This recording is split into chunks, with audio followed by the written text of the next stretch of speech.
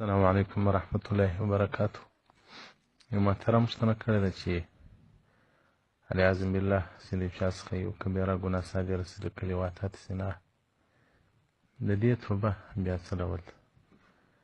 محترمه د سورة التحریم په 8م آیات کې الله جل جلاله وایي یا ایها الذین آمنوا توبوا الی الله توبة نصوحا، یا مؤمنانو تاسې توبه وکړئ الله ته توبه د نصوحا.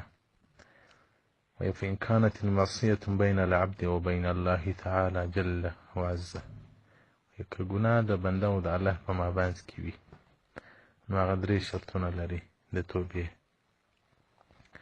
یو دا دی چې دغه معصیت باندې به پښیمانتیا ښکاره کوي او دغه معصیت او دغه نافرمانۍ ته به بیا همیشه نه راګرځي او په دې بېخوا به دی چې دا ولې رسه وسو.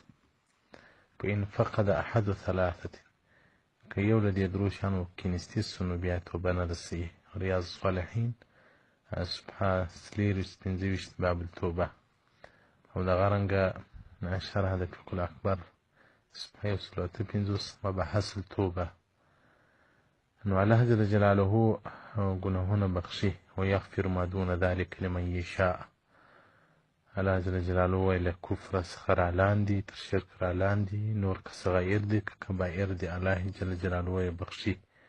شرح العقاید د امام نسفي صفحه 85 للتبتزاني رحمة الله عليه.